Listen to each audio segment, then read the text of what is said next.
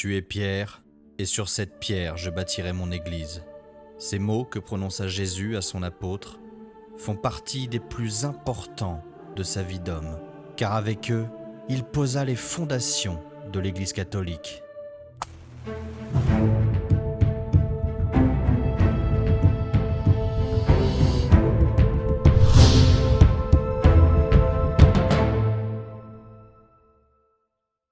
Le pape est l'un des personnages emblématiques du monde moderne, comme peut le témoigner la couverture médiatique exceptionnelle à chacune des élections d'un nouveau titulaire. Pour le choisir, les cardinaux se réunissent dans la basilique Saint-Pierre et élèvent l'un d'entre eux à ce rang suprême de leur religion pour guider les fidèles dans leur foi. Ainsi, l'élu devient le chef de l'Église catholique et évêque de Rome. Il le reste jusqu'à sa mort ou son abdication. Le pape est considéré par les catholiques comme une autorité suprême, dont se sont détachés les protestants. Son rôle est donc primordial, et il a toujours été si important que ce fut Jésus qui choisit le premier de cette lignée. Alors s'il n'est jamais explicitement dit que Pierre ait été le premier pape, il est bien reconnu comme tel par les chrétiens. Alors pourquoi est-il considéré comme le premier d'une lignée vieille de près de 2000 ans ? Si la citation de Jésus « Tu es Pierre et sur cette pierre je bâtirai mon église » est l'élément le plus connu, il n'est pas le seul à placer Pierre au sommet de l'Église catholique. Dans la Bible, Pierre est très souvent mis en avant par rapport au reste des apôtres. Son nom apparaît 190 fois, tandis que ceux des autres sont cités 130 fois en tout.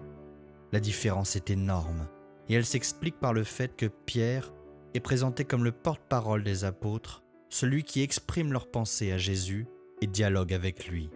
Mais ce n'est pas tout. Jésus entretient des rapports privilégiés avec le premier de ses apôtres, lui donnant même un nouveau nom. Ainsi Simon devient Képhas, Pierre en araméen, et devient un interlocuteur privilégié de son maître. Si privilégié d'ailleurs que Jésus lui parlera en ces termes : « Nourris mes agneaux, prends soin de mes brebis, nourris mes brebis. » Ces préceptes doivent servir de guide à Pierre après la mort de Jésus, ainsi qu'à tous les papes qui suivront, car pour les chrétiens, la foi du pape est infaillible. Et comme Jésus le fit pour eux, ils doivent veiller à ce que la foi en leur Père ne tarisse jamais. Et c'est ce que Pierre fit durant sa vie. Avant de rencontrer Jésus, Simon n'est qu'un pêcheur sur le lac de Génézareth, au nord de Jérusalem. Il devient alors l'un des 12 apôtres de celui qu'il considère comme le Messie. Durant le temps qu'il passe à ses côtés, Simon, maintenant nommé Pierre, assiste à tous les miracles et tous les moments majeurs de l'existence de Jésus. De la transfiguration à la crucifixion, en passant par son arrestation, durant laquelle Pierre le renie 3 fois. Mais à la mort de Jésus, Pierre est toujours là. Il est même le premier à voir le tombeau vide au matin de Pâques, après le passage des femmes. Mais ce qui fait de Pierre le premier pape, ce sont aussi ses actions après la mort de Jésus. Car si Jésus apporte la bonne parole, ce furent ses plus proches qui permirent à ses mots de rester vivaces. Et l'un des principaux artisans du développement du christianisme fut nul autre que Pierre. Pierre est un homme enthousiaste, capable de proclamer plus haut que les autres son attachement pour Jésus, tout en le reniant. Il est un homme faillible et enthousiaste, et c'est en cela qu'il est important que cela soit lui le premier à succéder à Jésus.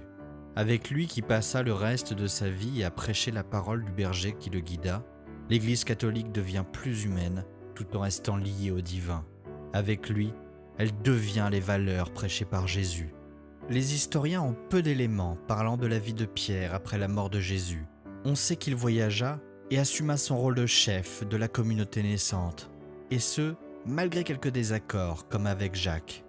De même, les circonstances entourant sa mort restent floues, et si certains le voient comme un martyr tombé lors des persécutions chrétiennes par Néron à Rome, il n'en existe pas de preuves formelles. Toutefois, ce manque de preuves n'enlève en rien sa place de premier pape à Pierre, puisque c'est l'Église elle-même qui lui confère ce titre. Et comme Jésus lui dit avant sa mort, Pierre est devenu la fondation de la pensée que véhicula le Fils de Dieu durant sa vie, et que 2000 ans plus tard, des millions de personnes dans le monde continuent de suivre chaque jour avec une foi inébranlable. Merci à tous d'avoir suivi notre vidéo. Les sources sont dans la description pour ceux qui veulent approfondir le sujet. N'oubliez pas de mettre un pouce bleu et de vous abonner si la vidéo vous a plu. À bientôt!